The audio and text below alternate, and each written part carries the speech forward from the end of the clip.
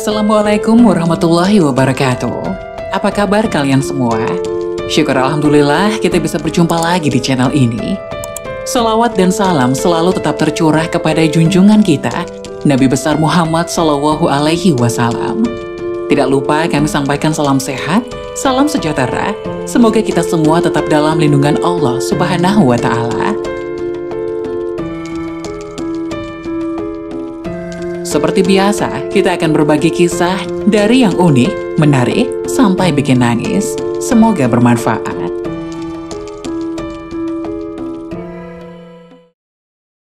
Wajib tahu, inilah 5 ahli sedekah dilempar malaikat ke neraka. Ternyata ini sebabnya. Penyebab dilemparnya oleh malaikat ke dalam neraka 5 ahli sedekah ini karena melakukan hal-hal atau kesalahan yang tidak disadari.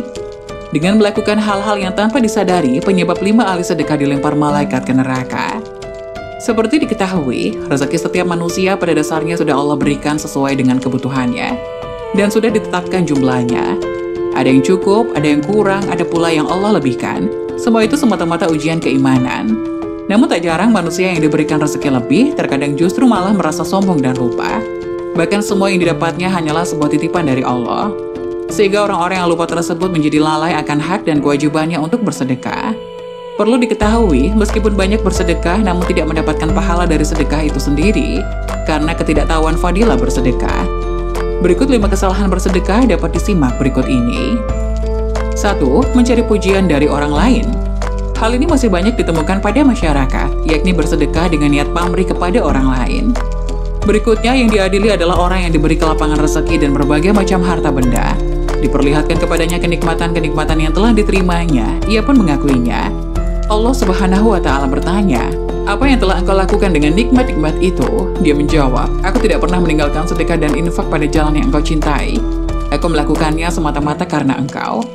Allah berkata, "Engkau dusta, engkau berbuat demikian itu supaya dikatakan seorang dermawan, dan memang yang begitulah yang dikatakan tentang dirimu." Kemudian diperintahkan malaikat agar menyeretnya dan melemparkannya ke dalam neraka. Hadis riwayat Muslim.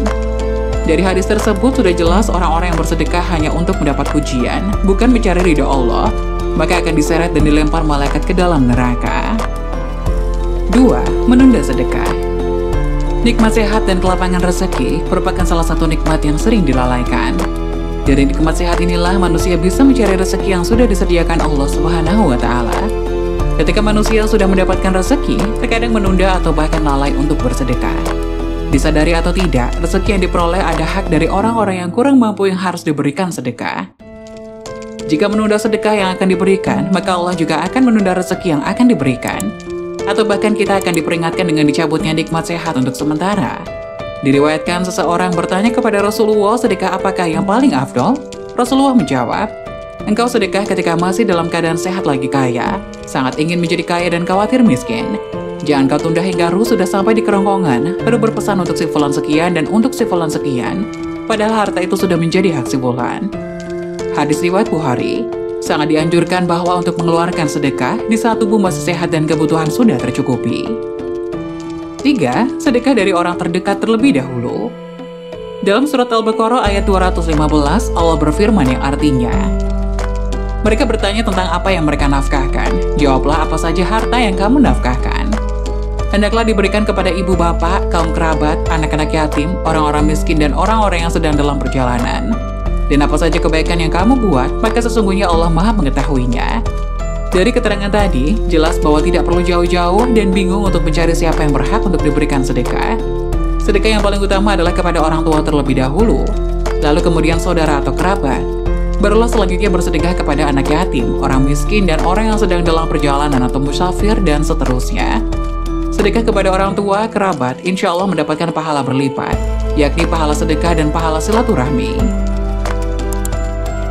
4. Perhitungan dalam sedekah. Dalam bersedekah sebaiknya tidak berlebihan, namun juga tidak pelit atau kikir. Saat bersedekah tidak perlu dihitung-hitung, apalagi sampai meresahkan hati. Bersedekah sesuai dengan kemampuan, tidak dipaksakan harus bersedekah dengan jumlah banyak apabila belum mampu. Sabda Rasulullah, "Bersedekahlah kamu dan jangan dihitung-hitung, karena Allah akan menghitung-hitung pula pemberiannya kepadamu, dan jangan kikir, karena Allah akan kikir pula padamu." Hadis riwayat Muslim. 5. Mengungkit sedekah. Salah satu keburukan orang yang bersedekah adalah mengungkit kembali kebaikan bersedekah. Mereka berjasa atas pemberian yang dilakukan kepada orang lain. Jika suatu hari terjadi konflik dengan orang yang pernah bersedekah, maka pemberi sedekah akan mulai mengungkit-ungkit kebaikannya. Seolah-olah jika tidak karena bantuannya, maka orang yang diberikan sedekah tersebut tidak bisa apa-apa.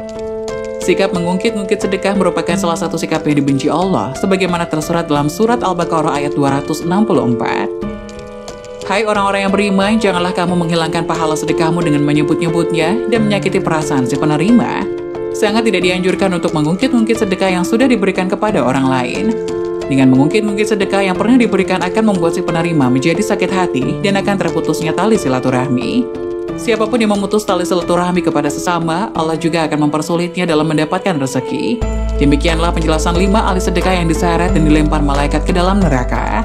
Semoga penjelasan tadi dapat memberikan hikmah dan manfaat untuk penonton semuanya. Jangan lupa like, subscribe video ini agar tidak ketinggalan informasi-informasi bermanfaat selanjutnya. Sekian dari kami, terima kasih. Wassalamualaikum warahmatullahi wabarakatuh.